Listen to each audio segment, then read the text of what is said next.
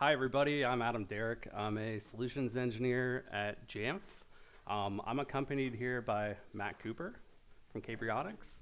And we're here just to ask a simple question. Wouldn't it be great if you could refresh a mobile device in one tap or less? So just curious, who's using Jamf today? Can I get a raise of hands?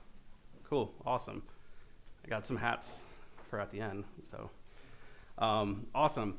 Well, for anybody who's not using Jamf, at Jamf, our mission really is to help organizations succeed with Apple. And I'm here today to talk specifically about return to service. Can I get a raise of hands? Has anybody heard of return to service? Is anybody using it in their environment today? Okay, great. Well, return to service was announced 2 years ago at WWDC, and this was one of those things that I literally ran out of my room, and I was so excited because I've been asking for return to service for years, and our friends at Apple finally made it available. So a little bit about myself. I've been supporting and managing Apple devices for the last 17 years. I've spent the last 6.5 years at Jamf. Prior to that, I worked at Lehigh University in Pennsylvania, and also had a stint in healthcare before that as well. So I used to get a lot of on-call phone calls. I used to work Sunday through Wednesday, and I would come in and just have a big stack of devices on my desk that I would have to wipe. So we're going to talk about how Jamf and Cabrionics work together to help provide a really good solution to make sure that your devices are not only being reset properly, but saving you time, saving your organization time, and really just providing a world-class experience. So, show of hands, who's K-12 or higher ed? Okay, and then commercial? Awesome, cool. So, a lot of times people ask, what does return to service help with? Number one, you don't need to provide any wireless information. So with return to service, you essentially build out a config profile in Jamf Pro, and that config profile can contain multiple payloads. So if your organization has an onboarding network, maybe if you're working at home, you could put in that SSID. But one of the nice things is you don't have to provide any wireless information to your users. Who's refreshing devices right now that it's summertime? Yeah. Who's refreshing those devices by hand, plugging them into a Mac? Anybody using any kind of hubs? Yeah, okay, awesome. Who deals with employee turnover? Yeah. When I worked in healthcare, we had a team of home care and hospice, and they would have 5 or 10 employees that would just leave every week. And that was one of my duties, was resetting those devices and getting them set back up. And that's where return to service solves a lot of those issues. Also, just too many setup taps. So the setup assistant, while it is a great feature for the consumer, us in the enterprise, it is a pain in the butt, to say the least. So with return to service, we can completely eliminate all those tasks like choosing your language, your country, accessibility options, getting it connected to the network, and then accepting the remote management screen. Those are 5 taps that you have to do no matter what if you're not using return to service. So on the screen, you'll see we have an example of what those 5 taps look like with a normal device wipe. So again, you have that hello screen, select your country, your region, appearance, Wi-Fi, remote management. So what we hear quite often from people is they don't have the time. It might seem like 5 or 10 seconds to us, but if you have someone like a nurse or a teacher who's resetting a device, that's just a lot of time, and it could be a little bit confusing, especially when you get to that Wi-Fi network payload. So on the screen right here, you can see what it looks like with return to service. So you can see essentially we got 4 screens here. It's going to set the language to the preferred language. It's going to automatically select the wireless network that you essentially embed into Jamf Pro. And then it's going to essentially skip that remote management screen, and it's going to take you right to the home screen, push down all your profiles. It'll even go ahead and transfer it over to a different network that's not used for onboarding. So what's going on in the background? Essentially, with return to service, there's a couple different ways that it could be initiated. So number one, you could tap the big red button and you could hit reset, and it'll go ahead and reset that device. It's going to get that Wi-Fi config profile, and it's going to prepare for return to service. It's going to send an MDM command with the RTS option set, and then the Wi-Fi config is going to be installed during the setup assistant. So it essentially replaces all of this nonsense in the back end. So just showing you what the return to service app looks like. Again, you got that big red button. You tap that button, you could customize the timer and the countdown. It'll go ahead and give you a green success message, letting you know that the Jamf API got that call, and then it'll go ahead and take you to the home screen. So it's a one tap, erase, and refresh. So next we're gonna go through a demo of what this looks like. So we're gonna go ahead and open up the return to service app. We're gonna count down 5, 4, 3, 2, 1. We're gonna get that green success message, and now this device is ready to be wiped. So for our sanity, I saved us the 2.5 minutes, but at this point, it's gonna go ahead and set the language, and it's gonna continue setting this device up for us. So you'll see here, it's gonna automatically connect to my wireless network. No tap, no touch required. It's connecting to JNUC 2025. It's gonna activate the iPad. Now, one thing to note, enrollment customizations are not supported, as well as 802.1x networks, so you need to have an SSID that has a security key embedded into that profile. Once the device enrolls, it could go ahead and flip it over to that enterprise network. And then you'll see here, it's now enrolled into Jamf. The device is gonna go ahead and configure itself automatically. And that whole process took about 2.5 minutes. You can also set a passcode. So if you do not want your employees or staff to go ahead and open up the application, you could set a passcode on there. So maybe a manager or a supervisor will have that passcode to go ahead and use on the app. The app is available on the App Store, jamf.it/RTS app. You can scan the QR code and you can gain access to the setup guide. It takes approximately 10 minutes to set it up. We also have some console flows, so you could refresh devices en masse through the Jamf Pro console as well. So I have to ask, who loves updating devices?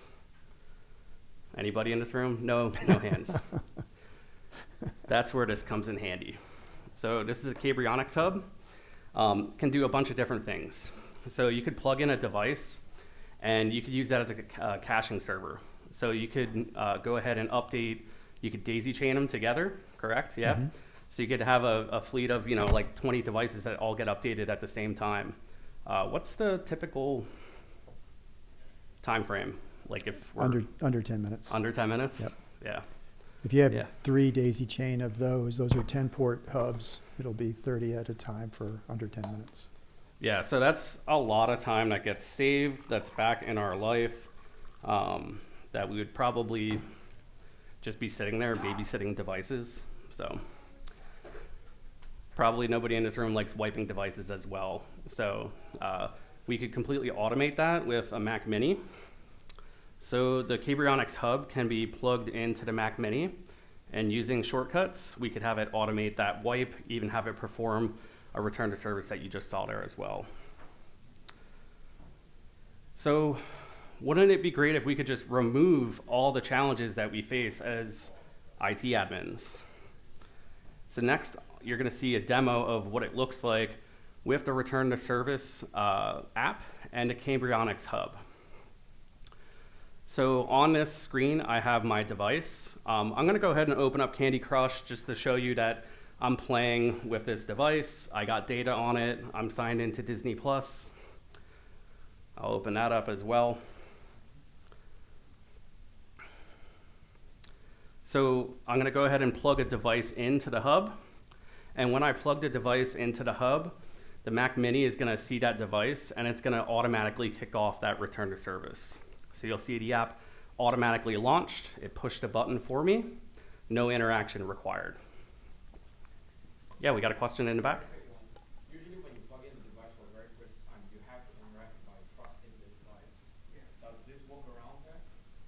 Yeah, it's a great question. Absolutely it does. Yeah. And we can talk more about that at the end, about some of those entitlements. Yeah. Can you show the shortcut you're running? I don't have the shortcut running in this specific environment, but we could talk afterwards. I could show you what that looks like. We also have it documented. I'll be sharing the QR code with that at the end. The shortcut is it's actually something that's available out on our Jamf concept site. It's just called Jamf Shortcuts. So, but that's essentially, it's using that and Apple Configurator. So you'll see the iPad is configuring itself. And in about 2.5 minutes, we're back at the home screen on this device. So this is, imagine, this is just one device. Imagine doing this to 10, 20, 30 devices at a time. We also have the Jamf Mobile Assist app. So the Jamf Mobile Assist app, funny thing, I used to get calls at like 2, 3 o'clock in the morning. I forgot my passcode. I'm a per diem employee. I don't know how to get into this device. So we developed the Jamf Mobile Assist app to essentially enable frontline employees to be able to perform tasks that essentially normally would have to be done via the MDM. So this is a free app that's available. It's a custom B2B app. So you have to request it from Jamf, but we will make it available to you in your apps and books. For more information, you could scan that QR code. But we're going to go through a demo. So this is showing return to service with the app. So imagine we have a device that needs to be reset. We simply can open up the Jamf Mobile Assist app. We could tap return to service. We're going to use the camera to go ahead and scan a QR code that's on the lock screen. And you'll see here, now that device went ahead and it's going to reset because we got that green success message. So just another way to help you and enable you to be able to have your frontline employees perform some of these tasks without having to put in an IT ticket. And then the Jamf Pro API is available. So for anybody in the room who loves the API, you could use the API to perform return to service actions and commands as well. So just some quick links for you, the jamf.it/RTS app that will take you to the Apple App Store. That'll allow you to download the app. We have a blog post, jamf.it/RTS app blog, a lot of good information on there. And then the admin guide located at jamf.it/RTS app guide. And with that, I'm going to pass it over to Matt. Great. Thank you.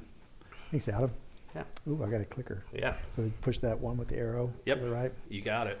Nice, nice. Hi, everybody. I'm Matt Cooper. I'm with Cambrionics, and I am the Director of Business Development for the U.S.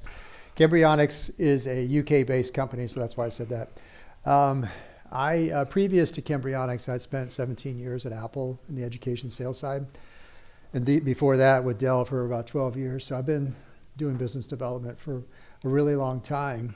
But with Cambrionics, when they came to me and said they had this hub, which I didn't really know a whole lot about, but it solved a huge problem with all the education customers that I worked with at Apple. I couldn't believe that there was a product design that could do what this can do and eliminate all this headache for education customers and also enterprise customers. Anybody with a fleet of Macs or iOS devices, it's a game changer. It is truly the fastest hub on the planet right now, actually in the universe, and I'll explain that in a minute.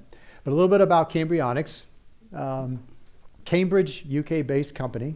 Our manufacturing is also in the UK. We have 2 manufacturing facilities. They've been in business for about 15 years. It actually started 15 years ago by the engineer that started it, entered a contest and designed for this hub. And 2 weeks later, Apple called him and asked him if he would build it for them.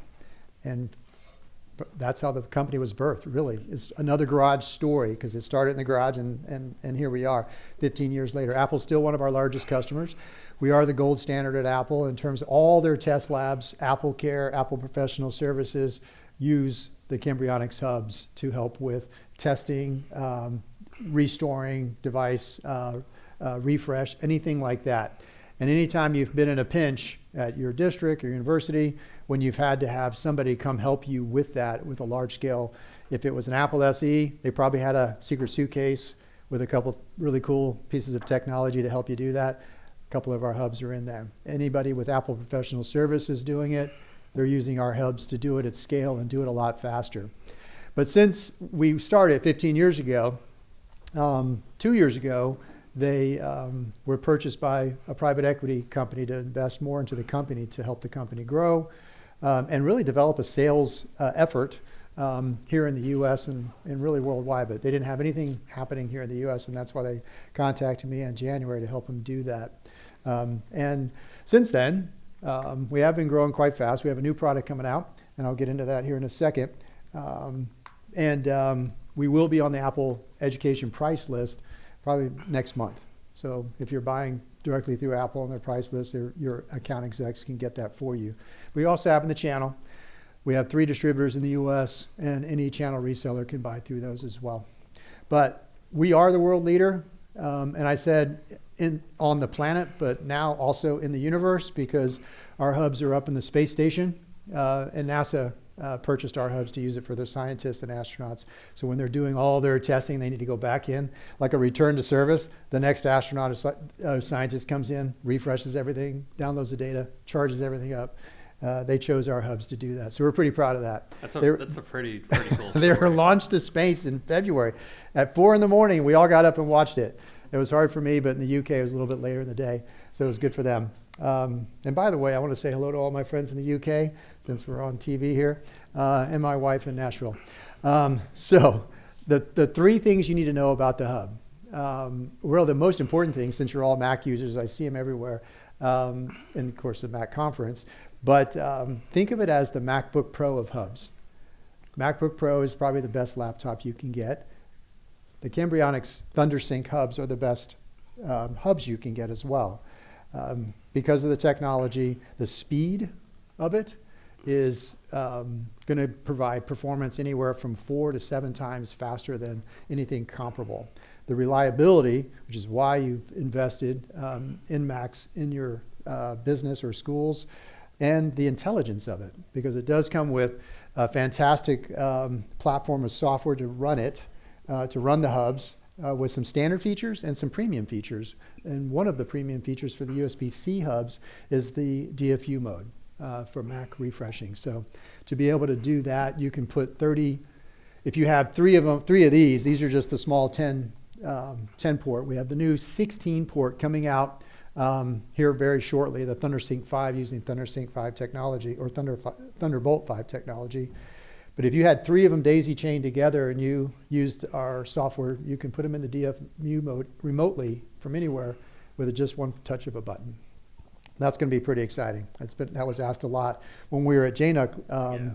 A lot of engineers like yourselves came to us and said, hey, when can you do that? And so we did design it, and it's available.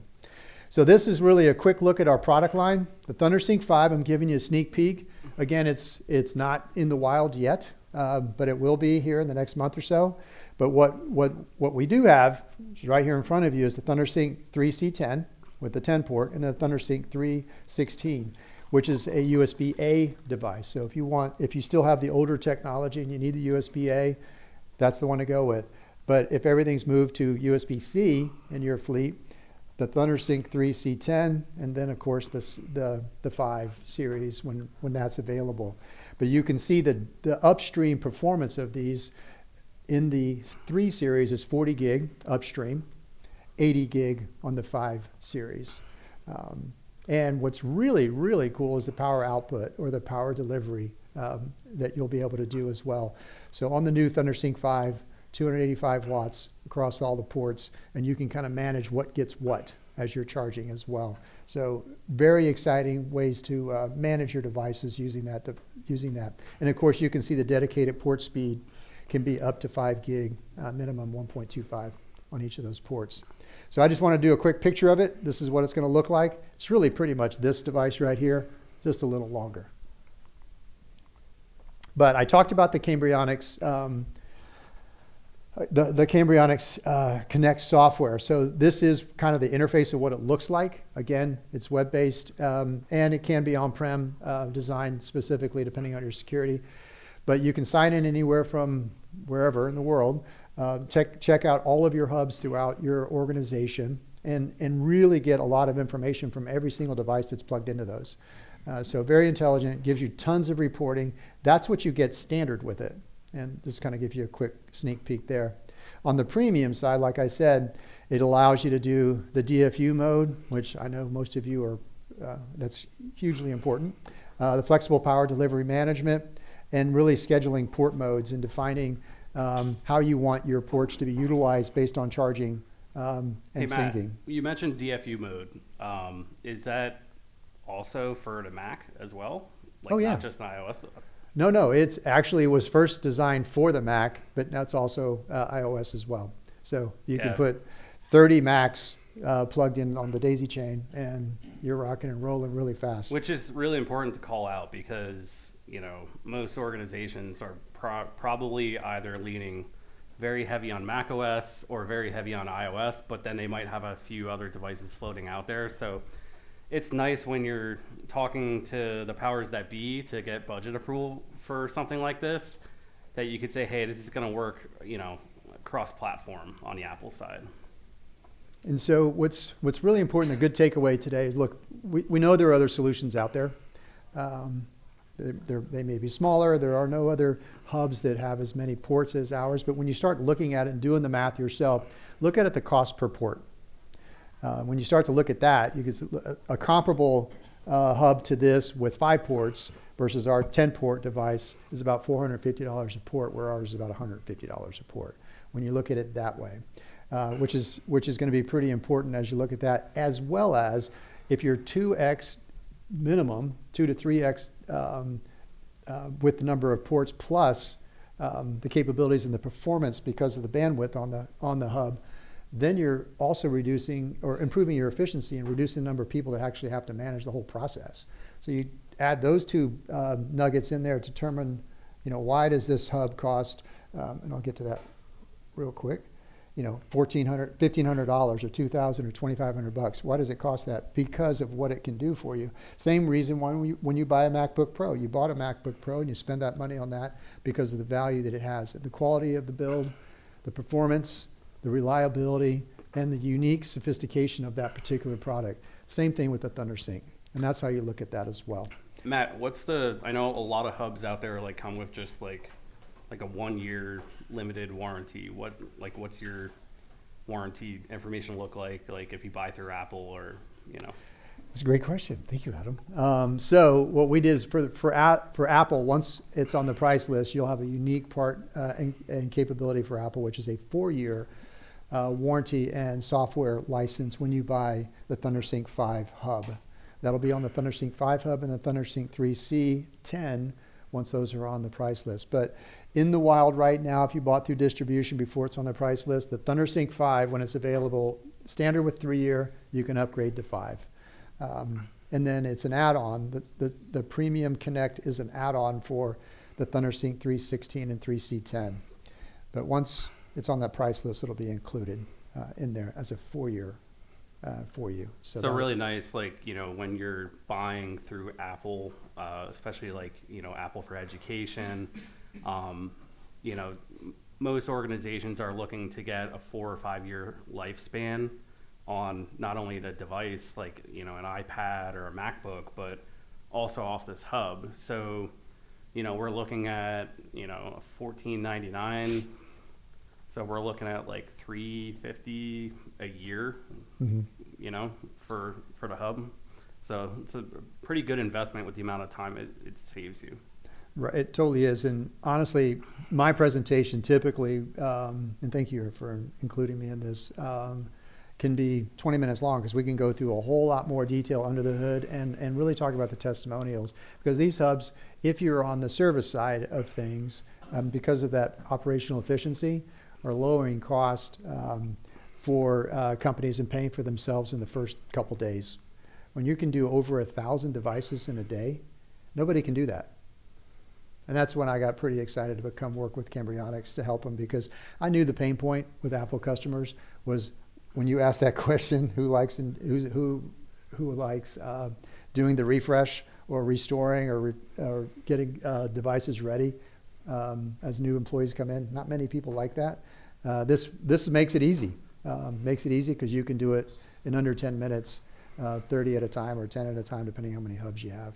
And the hub partnered up like with the new M4 Mac Mini. It's a really nice setup. I mean, my Mac Mini here isn't an M4, but the new Mac Minis are a very, very small, half the size of this hub. So it doesn't really take up a lot of space. Usually us IT folks are shoved in a closet somewhere and we may not have a whole lot of room. So it's also really nice if anybody in higher ed, if you have like a teaching hospital or anything like that, you have nurse iPhones or patient iPads. It's really nice to just throw one of these underneath the counter, mount rack the Mac Mini with it. So which is actually a really good point. So the new Mac Mini Pros and the MacBook Pros have the Thunderbolt 5 technology. Those are the ones you want to have to take advantage of. If you're buying the ThunderSync 5 C16, get one of those. What I didn't show you is it does come with a rack mount kit. So if that's your space, that's your workspace, you can put it in one of your racks and set up a pretty cool system. But it also has on the sides, not on this one right here, but on the sides, there's a little kit that allows you to mount it like underneath the shelf or underneath your desk as well. So kind of keep it out of the way. If you like that nice clean workspace, we have the ways to do that as well. A lot of configuration centers and workflows have it set up that way. So working with you there as well. Yes, sir. With the solutions model, you got the 5-5-year at 5-year point 1 is the thing correct, or is it still continuing, just not getting support? can you repeat the question? So the Matt, question for the, people online, for everyone out there in the wild, on the 5-year or any solution, but the 5-year solution, the question was, does it still work? Essentially, right? Is the software, it still works. You lose the support is really it. And so you would just want to re-up it, because I go to Apple a lot. I look at the labs. We have hubs in there that have been there for over 10 years, running these labs where they're testing devices and racks. They're starting to replace some of those now because the performance difference obviously is significant compared to those ones 10 years older. But and then they're all going to be moving that, but they do last a long time because they're so well built. But you'll just want to update your software, or replace to the latest Thunderbolt technology hub that we'll have at the time, probably. got a question in the back there. Yeah, I had two questions actually. Oh, that's pretty cool. One, if you have a mixed fleet of, say, iPads, will the hubs handle A to C or C to A USB adapters? So yes, you can create other adapters to go to so that you can coordinate or connect into the USB-C capability. But you have not only that though, just to make it clear, because you said mixed, and I want to make sure we're clear on that. You can have a iPad, a MacBook, an Android device. I know it's Mac conference, but a Windows laptop. You probably have other devices in your fleets, and you can put all of those on the same hub if you had to. They'll all run and be able to do the work, because you can manage that remote from your desk while they're in a different building. You can watch it, you can see what's going on, you can manage the power delivery and everything. And the one really neat thing with the Mac Mini kind of acting as the caching server, so it'll have those OSs on there for the different model iPads that you have out there. Yeah, because we're not fully transitioned into Gen 10s yet. Yeah, all USB-C. Yeah, we'll probably be out of them, I think, by the end of this coming school year. Right. The other question was in relation to cost, you had mentioned it being available through Apple. Can it be leased through Apple as well? Oh, yeah. So, again, these are also MSRP pricing right here. And anytime you're buying in volume, there's probably some sort of level of negotiation going on as well. But on the lease, they would just incorporate that into the lease when they're selling you the fleet and just include, like they would cases or carts or whatever. They can, on an Apple lease, you can add anything. It doesn't even have to be on the list. Yeah, that's what I figured. I just wanted to If you confirm. wanted to add a competitor's product on the lease, Apple Financial Services would add that in Sure. there. We actually did that a lot when I was at Apple. Okay, thank you. You're welcome. Questions? Yes, sir. Here, we'll throw the catch box over. Man. Well, almost got it. I have a question on the Jamf side. Yeah. All right. I have had first-hand experience using return to service. I am a huge, fantastically huge fan. That warms my heart. 375 devices in a day and an hour or two the next day. Just walking down. Let them do their thing. While I'm here, I would like you to mention something that I wasn't aware until I talked to my director. Because I'm turning over 4th, 5th, and 6th grade. When 6th grade leaves to go to the 7th grade, we take the 6th graders and turn them into the 4th grade devices. Yep. We're going to refresh those, and we don't want the 6th grade student to be still in Jamf attached to this, assigned to that device. Mm-hmm. So when you do the return to service, I believe it's native default is to wipe the assigned person from the device. Depends on how you have things set up in Jamf Pro Yes, for yeah. re-enrollment. So in Jamf Pro, under the settings gear, there's a re-enrollment option in there, and it depends if you have that set to clear to user information and extension attributes. Well, you can understand what a time saver it was to have all the 6th grade ones do the return to service and had it set to Yeah. take those users, unassign them from the device, right? And then I just had to go back later in Jamf and reassign those one Yeah. by one. Didn't take any time at all. But the beauty is the existing 5th graders were 4th graders. Now they moved to Bless you. 5th. We can keep them assigned to that same device. Yeah. Here's a refreshed one. It's still assigned to you. Sign in your Apple ID and set your passcode. Away you go. We need to get Jamf Mobile Assist in your hands, because if you got the Jamf Mobile Assist app, the one with the QR code. I saw that. Yeah. So we have an assigner mode within Jamf Mobile Assist. So with the assigner mode, you could actually sign that iPad to the user without authenticating. So it'll just go ahead and update the inventory information in Jamf Pro. So if you put adam.derrick@jamf.com, you assign that user, or you could even pick, you could do a pick list. You could say 4th, 5th, 6th grade, and depending on what they select, they could get different applications. So we could chat afterwards. We could definitely get the Jamf Mobile Assist app in your hands. That'll probably make your life a little bit more easier. It wasn't. It was just like, this is a pleasure to go into Jamf and say, iPad, boop, boop, boop. Okay, John, that's Johnny's, this is Billy's. That was nothing to do compared to what you normally have to do to wipe them Yeah. one by one. So, And the return to service app, it gives you, especially your end users, it makes them feel a little bit safer regarding their data. So, I believe in privacy, Apple believes in privacy, we all believe in, end user privacy, even though these are institutionally owned devices. What's really nice is at the end of the school year, you could scope the return to service app to automatically install, and you could just communicate to your users, hey, if you're concerned about any of your data, you could return to service the device for us. I've worked with some schools that actually they had their students perform the return to service at the end of the year, and the feedback that we got was that they felt a little bit more confident about giving that back without all that data on it. So, you know, people are always concerned, oh, the teacher's going to snoop on there and read my emails, or, you know, everybody's concerned about Big Brother. So, I've heard that one, yeah. yeah. But it was great to have fourth graders come to fifth grade. It's still assigned in Jamf. I didn't do nothing to it. Yeah. Same thing with the fifth grade moving to sixth grade.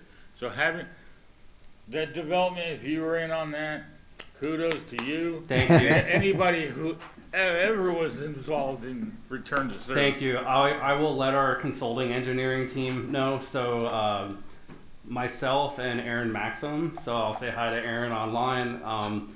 Aaron's not able to be here today, but we are the two kind of lead developers for the Return to Service app. So when Apple announced Return to Service as part of iOS 18 2 years ago, we got to work right away on this app because we knew that it was something that was going to be a game changer. I'm really happy to say that as of today, we're at about 950,000 wipes, unique wipes with the Return to Service app in the last 2 years. Probably by the time, for those of you online, that you're watching this video, we'll be at over 1 million wipes with the Return to Service app. So that's, if you start diving into the numbers, that's a lot of time saved, a lot of money saved, just by partnering with Jamf. It's like winning the lottery, man. Times have changed. It's gotten so We much got a better. question in the back. Can we pass the catch Yep. box to the last row? You got About the return to service, when we refresh our devices and the kids have to log into them before it fully goes back to the home screen, your demo showed it going straight to the home screen. Is there an option to have them like only take them to the login screen so they don't go all the way to the home screen yet? Yeah. So with that workflow that I was mentioning with Jamf Mobile Assist, the assigner workflow, what you could do is you could stage it using a smart group to have the Jamf Assigner app open up in single app mode, and that's the first thing they need to do is go ahead and assign the device. Once the device is assigned to the user, it'll take it out of single app mode, it'll throw it into a different smart group, and then that device will be ready for the student to be used. Yeah, and that's really nice because, like, again, that enables you to be able to, or teacher or whoever, to be able to prep that device for the student, and the student doesn't necessarily have to log into it, but you have that information in the inventory. On the Cambrionics, you said on the premium, you can now set them on DFU mode. Yes. Now, do you, within On Cambrionics, USB-C. On the Yes. USB-C. then do you re-image them through Cambrionics or you still go through Configurator? It's using the host computer through Cambrionics, right? Yeah. I'm not real super familiar with the configurator and how that. Okay, how because that works. we use the Cambrionics, but we were individually like putting it in DFU mode and Yeah, then touching well, you don't have to do that anymore, and you actually have access to the UI and API, so you can create your own workflows and customize workflows as well, Okay. which is how that all works. That's as much as I can go on the technical side before I got to bring in the pros. All right. But you will be happy because I've seen it work, and it's just blows minds. You can watch 30 of them go in just by touching the button. One of the questions that came up in the beginning of the session that I would like to answer is the question was asked in the back, what about the entitlements that pop up on the Mac? So with the shortcuts that we're going to be utilizing to make all this run on the back end, and speaking of that, that probably sounds like a really good session for next year, is probably to show you guys the shortcuts. But with that, what you could actually do is you could set the entitlement that when a device is connected to the hub, which is talking to the computer, it'll automatically accept that entitlement to go ahead and perform that specific action, in this case, return to service. You can perform other actions as well. You could do a standard device wipe, but I see most people utilizing the return to service for that. The only other thing I wanted to call out too, in case there's any questions on this, can you schedule a return to service? Yes, you can, as of about 2 months ago. We have something called Jamf Routines. Jamf Routines is part of our Jamf for Mac SKU, which is our new enterprise offering, which gives you Jamf Pro, Connect, Protect, and Security Cloud. There is a free trial of Jamf Routines. You could try it out for 2 weeks. So reach out to your Jamf SE or your customer success manager if you would like to try out Jamf Routines. But what you could do, if you have a specific group of iPads that you want to go ahead and run through RTS on a specific date and time, as long as they're online, Jamf Routines will kick that off. It'll say, I'm going to go ahead and RTS this smart group, and boom, those devices are wiped. Then all that's left is maybe hooking them up to the hub to perform the software update. So, but yeah, just wanted to make everybody aware of it's crazy how in the past 2 years, return to service went from just being the app to now we have 5 different ways of doing it, whether it's via the API or via shortcuts or recently released into Jamf Pro UI as well. So I know we got a question right here. A couple, and they might kind of spill into each other. So we try to use return to service several times, and it goes good. Obviously, we are in a multi-cert profile for networking, Okay. and maybe it's grapevine, whatever, that potentially at some point return to service will actually support multi-cert. Do you know if that's possible at some point in the future? Is this to avoid trying to redeploy just dedicated SSIDs just for one process that leaves things more open and exposed? I've had many conversations about that already this week. File feedback with Apple. So it's a limitation on Apple's end, not necessarily Jamf's end. When it comes to the network configs. So file feedback with Apple, and let's maybe see if we could get that as part of Apple's next release or something like that. And say secondarily to that, the one thing, and this may be a configuration thing that you can help out, like our one pain point on that is when we hit location services, that everything defaults to Cupertino time. Yes. And so that still leaves us in a place where we're still having to touch every device to get that back in play, unless there's a component that we're not putting in there. Have you checked out the selection in the pre-stage enrollment to have it automatically set the time zone? So, I mean, I'm happy to go back and check that. Is that the normalized workflow for that, for setting that in pre-stage? Yeah. So, and you, obviously, I'm assuming that you're not spread across multiple time zones. You're Correct. just one time zone. Right. So yeah, you could actually set the default time zone within the pre-stage enrollment in Jamf Pro. So that's Same in school? something Because new. we're in Jamf school. Something Is that- newish. Jamf School, I'll be quite honest with you, I'm not super familiar with Jamf School. I'm more on the Jamf Pro end, but I'd be more than happy to take a look into that for you. So Okay.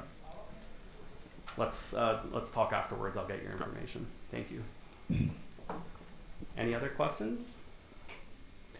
I had one final comment because the question you asked about, and it just made me remember about the cables, not about the cables. If you have adapters from A to C, just make sure it's a good cable. It's not a charge-only cable. That's one of our engineers told us that. I was checking with Apple actually earlier today. He said, just make sure it's not a cheap cable. All right, and then you'll be fine. Yeah, I had to return 120 cables because Amazon claims that they will be electrical. They charge you. Yeah. It's so annoying. Yeah, it's always good to buy yeah. Good old Amazon. Yep. Gotta be- Awesome.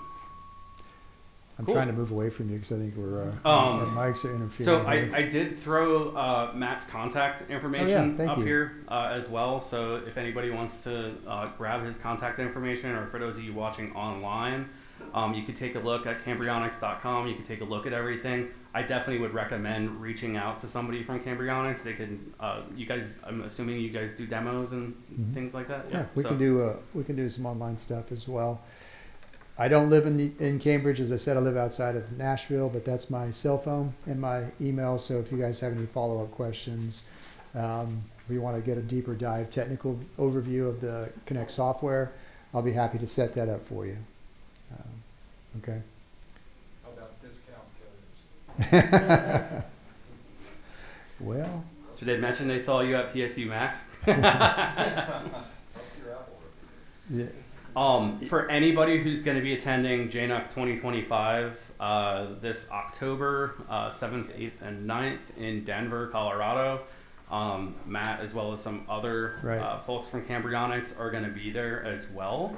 We're going to be doing we're calling it the Jamf Lounge.